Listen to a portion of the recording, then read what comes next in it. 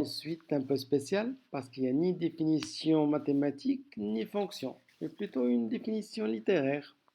Donc on considère un carré F1 de côté de longueur 1, n'importe quelle unité, 1 cm, 1 mètre. Au milieu de chaque côté à l'extérieur de F1, on place un carré de côté 1 tiers, dont on supprime le côté en contact avec la figure initiale. On obtient ainsi une figure 2. Vous voyez ici la figure 1, et dans chaque côté, on va essayer de placer un carré de 1 tiers du côté initial, et on va effacer la partie en contact avec le nouveau carré.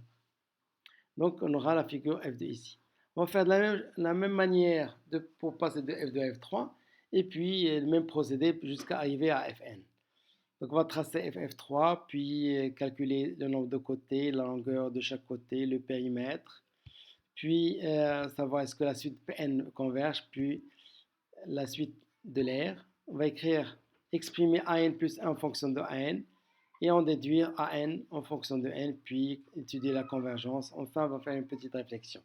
Alors, pour tracer F3, donc comme on a dit pour passer de F1 à F2, donc on a le nouveau schéma.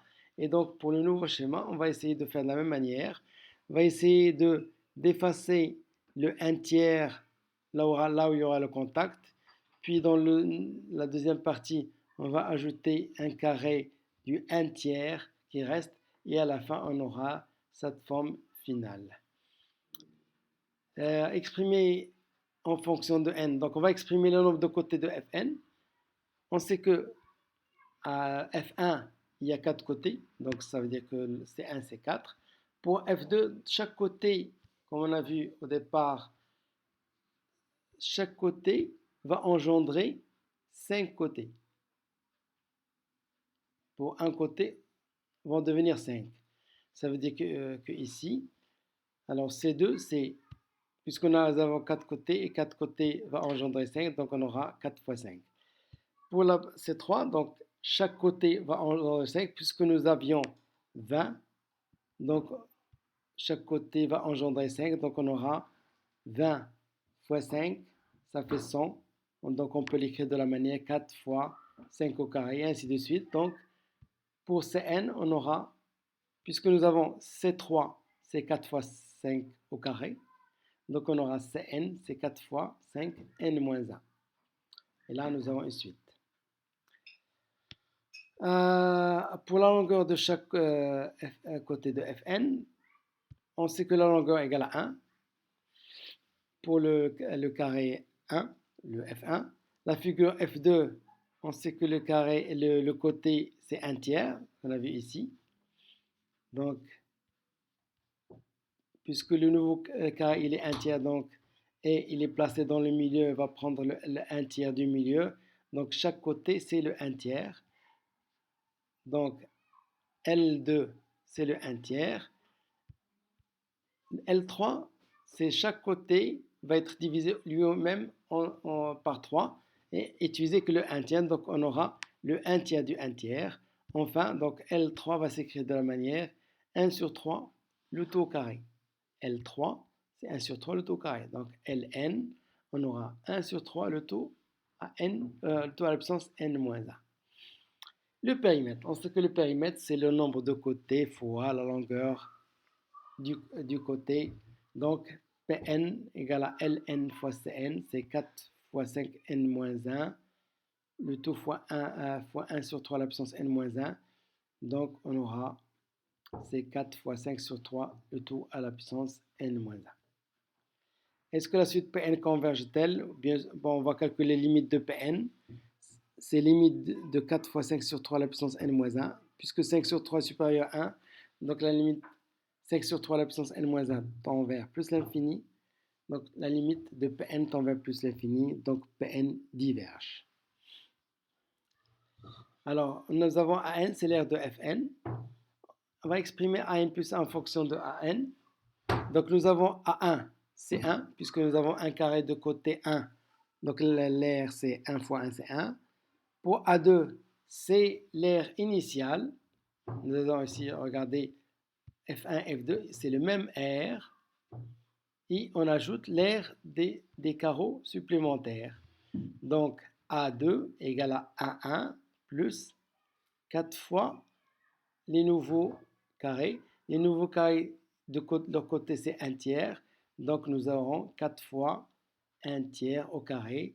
Donc, autrement dit, c'est 4, c'est le nombre de côtés, de carrés. Et aussi, enfin, c'est le nombre de côtés de F1, donc puisqu'il y a 4 carrés, donc c'est le nombre de côtés de F1 fois la surface du carré supplémentaire, donc c'est de Ln. Alors, autrement dit, nous avons ici, alors A2 c'est A1 plus C, c'est le nombre de carrés de A1 fois la longueur des carrés supplémentaires de 2. Et A3, c'est toute la surface A2 plus le nombre de côtés de A2 fois le nombre, fois plutôt la longueur des côtés des nouveaux carrés. Et ainsi de suite. Donc, puisque A3 égale à A2 plus C de L3 au carré, donc on aura AN plus 1 égale à AN plus CN fois Ln plus 1 fois 2. Vous remarquez ici A3, donc ça veut dire A2, donc si on remplace 3 par N, ou N plus 1, ça veut dire que 2, ça va être N, ici ça va être N, et ici ça va être N plus 1. Donc on a AN plus 1 égale à AN plus CN fois Ln plus 1, le tout au carré. On va remplacer Cn et Ln. Alors Cn c'est 4 fois 5n moins 1. Et Ln plus 1, puisque nous avons ici Ln c'est 1 tiers à la puissance n moins 1. Donc Ln plus 1 c'est 1 tiers à la puissance n. Donc, et le tout au carré. Donc on peut avoir ici au départ n et le tout au carré. Et on sait que la puissance, on peut passer au carré, plutôt, ici au carré, et ici n. Donc, égal à n plus 4 fois 5 à la puissance n moins 1, le tout 1 sur 9 à la puissance n. Pour un petit peu équilibrer l'écriture, donc on va essayer de scinder 1 tiers à la puissance n en mettant c'est 1 sur 9, plutôt j'ai dit 1 neuvième à la puissance n, en 1 sur 9 fois 1 sur 9 à la puissance n moins 1. Et on va regrouper 5 avec 1 sur 9, ce qui va donner 5 sur 9 à la puissance n moins 1. Et regrouper 1 sur 9 fois 4, ça va donner 4 neuvièmes. Donc on aura, en fin de compte, AN plus 1 égale à AN plus 4 sur 9 fois 5 sur 9 à la puissance n moins 1.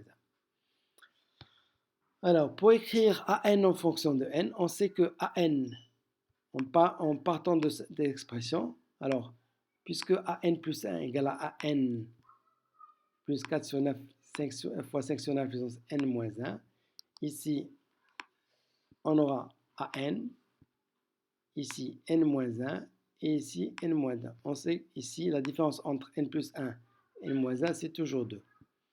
Et ici, la différence entre A, c'est 1. Donc, on va à n, on va retrancher n moins 1. Et ici, on va retrancher n moins 2. Et on va remplacer AN moins 1. AN moins 1, c'est AN moins 2, facteur de 4 sur 9 à la puissance 5 sur 9, n moins 3. Plus, bien sûr, cette partie-là. Et après, on va remplacer AN moins 2. Et ainsi de suite jusqu'à avoir AN, plutôt A3. C'est quoi A3? C'est A2 plus 4 sur 9 fois 5 sur 9, 3 moins 2, qui est égal à la puissance 1. Et après, on va remplacer A2 par A1 plus 4 sur 9 fois 5 sur 9 à la puissance 0. Donc A2, c'est 2 moins 2, c'est 0. Et après, on sait que A1, c'est 1. Donc AN, c'est 1 plus 4 sur 9 fois 5 sur 9, 1 moins 1, c'est 0. 4 sur 9 fois 5 sur 9, 2 moins 1, ainsi de suite. Donc là, ici, on va factoriser par 4 sur 9. On aura 1 plus 4 sur 9 facteur 2. 5 sur 9 à la puissance 0 plus 5 sur 9 à la puissance 1 plus 5 sur 9. Ça, c'est une suite géométrique de raison 5 sur 9. Alors, donc on peut l'écrire de la manière. Ici, nous avons 2 zéros jusqu'à n plus 1. Donc, le nombre de termes, on fait le plus grand terme moins le plus petit terme et on ajoute 1. Donc n-1 moins 0, ça fait n-2 moins 0, ça fait n-2, plus 1, ça fait n-1. Donc c'est ce qu'on aura ici.